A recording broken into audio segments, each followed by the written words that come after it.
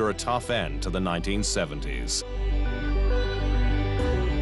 Dennis, a perfectionist in every sense of the word, who cut his teeth in the sport with Cooper before starting his own F2 team, brought a new stratospheric level of detail and focus to the squad. Dennis brought maverick British designer John Barnard with him, the pair developing the sport's first carbon fiber chassis, the MP41. And within a year, the squad returned to winning, with 1 victory in 1981 and 4 in 1982, 2 of which were taken by Niki Lauda, who Dennis had persuaded to come out of retirement. 2 years later, it all came together, with Porsche engines via a partnership with TAG and Alain Prost joining Lauda behind the wheel. McLaren won the next 3 World Drivers' titles, 1 for Lauda and 2 for Prost, but missed out on winning 3 straight constructors in 1986 with Williams the dominant marque. But a new partnership with Honda and new driver in Ayrton Senna for 1988 returned McLaren to power. And Senna, one of the greatest men to ever be strapped into a racing car, was just approaching his peak.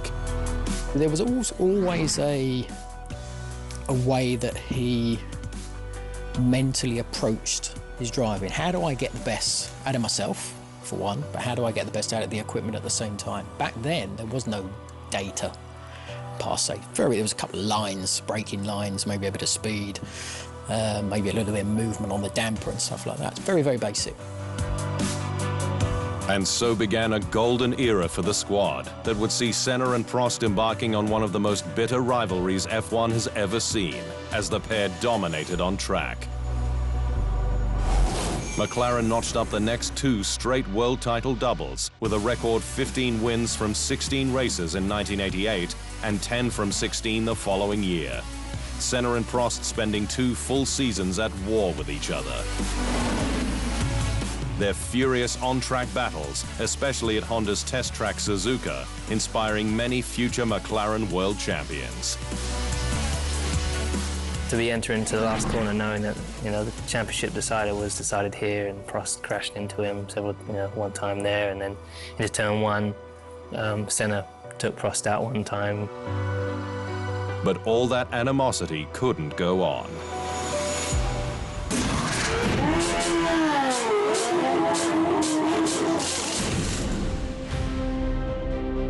McLaren's cars from the 1980s and 90s remain F1 icons today. The team's day-glow red and white liveries evocative of its dominant past. The 1990s, though, began with a new McLaren driver pairing after Alain Prost left for Ferrari, the Frenchman no longer able to tolerate being teammates with Ayrton Senna after 2 years of infighting. In his place, Austrian Gerhard Berger, who had won 4 races in 3 years for Ferrari after a standout maiden victory for Benetton in Mexico in 1986. A day very important in my career. It was a day very important for Pirelli, a day very important for Benetton. So we've been a nice group together, the Italian group with Benetton Pirelli, me as Austrian, and we had a big celebration at the day. Berger's consistency helped the team to win 2 more constructors' titles, with Senna going back-to-back in the drivers. But the active suspension era from 1992 stripped McLaren of its dominance. For 1997, McLaren recruited a secret weapon in designer Adrian Newey, who would go on to become the most successful in the history of the sport. It also had the powerful Mercedes engine and a Finnish driver, Mika Häkkinen, partnering smooth as silk Scot David Coulthard. And Häkkinen's maiden win at the European Grand Prix in Jerez kicked off a golden run, despite it being gifted by inter-team orders after Ferrari's Michael Schumacher tried to take Williams' Jacques Villeneuve out of the race for the championship.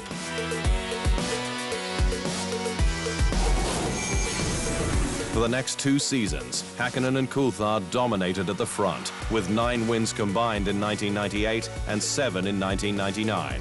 netting both titles for the Finn, his second taken after a long battle with Ferrari's Eddie Irvine, who had taken the lead role at the Scuderia after Michael Schumacher broke his leg at the British Grand Prix at Silverstone. After the break, we look at McLaren's journey into the new millennium.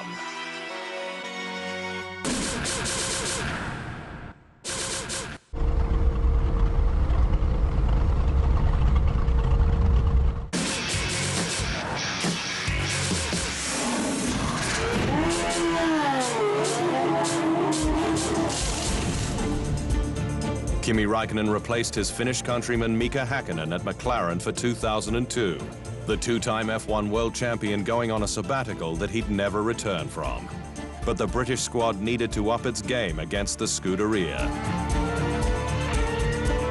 Its next car, the MP4 18A, though, was a failure and never raced, as the team risked it all and instead updated the existing 17 to a D-spec.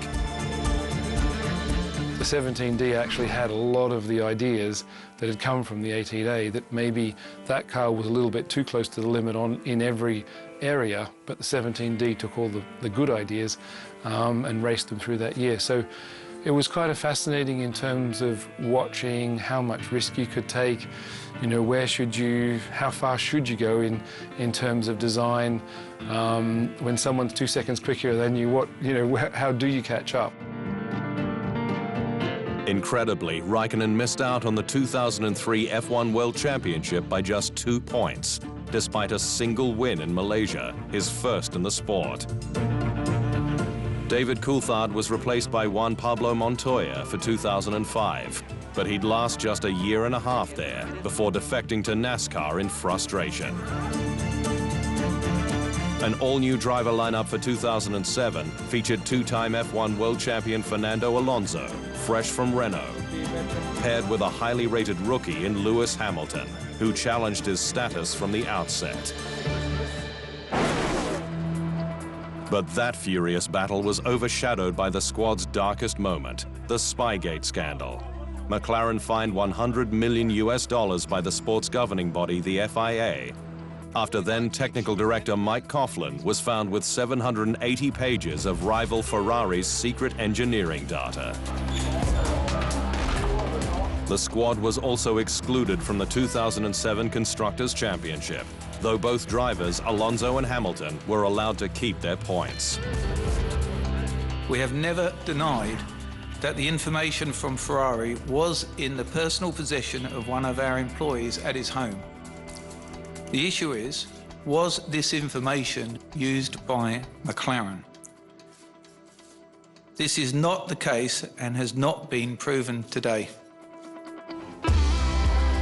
Alonso returned to Renault for 2008, while Hamilton was joined by Finn Heikki Kovalainen, the Brit taking 5 wins that season, clinching his maiden title at the final corner of the last lap at the last race in Brazil. It remains McLaren's 12th and last F1 Drivers' World Championship, with Brawn GP's Jenson Button ruling the 2009 season.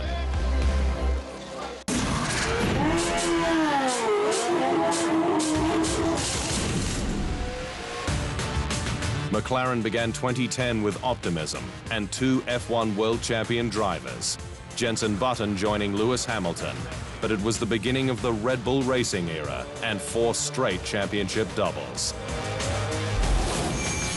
In that time, Hamilton left for Mercedes, a revolving door of replacements taking over, with Sergio Perez and then Kevin Magnussen, before Alonso's return in 2015 for the start of a new Honda partnership. We want to recreate our past glories and take McLaren Honda back to the top.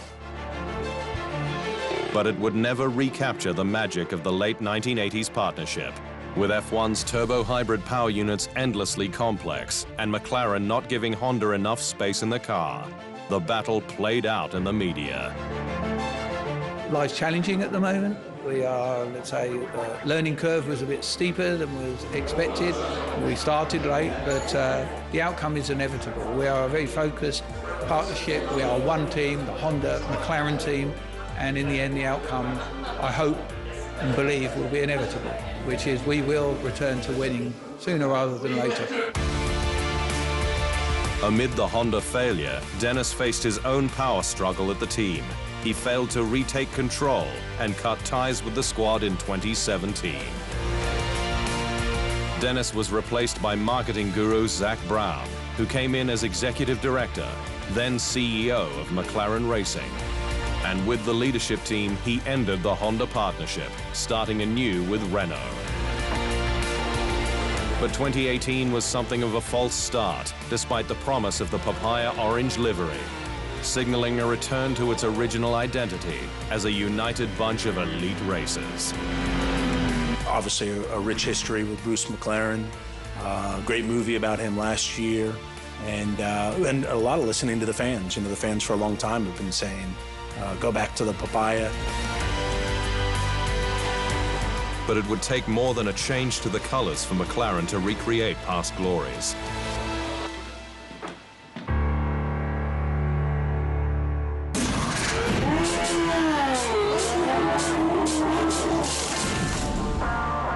Of the 4 rookie drivers in 2019, arguably the biggest pressure was on McLaren's young charger, Lando Norris.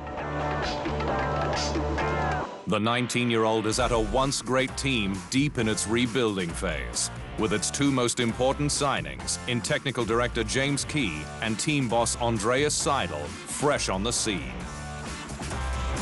It's also not got a great track record in supporting young talent, with Kevin Magnussen and Stoffel Van Dorn gone from the roster. And then there's Norris's sterling record to live up to. As a multiple Junior Series champion, with the MSA Formula title, Toyota Racing Series title, Formula Renault 2.0 Northern European and Euro Cup, and European F3 in 2017. He was F2 runner-up last year.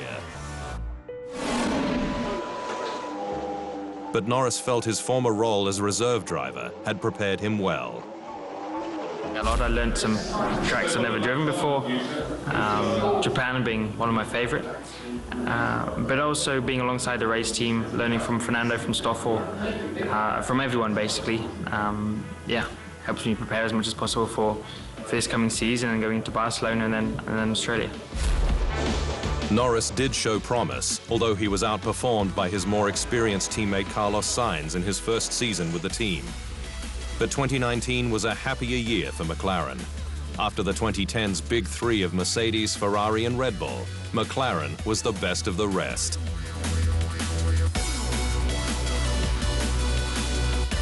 But that will never be good enough for McLaren. The team keen to show it was merely a preview of a return to the days when it ruled Formula One.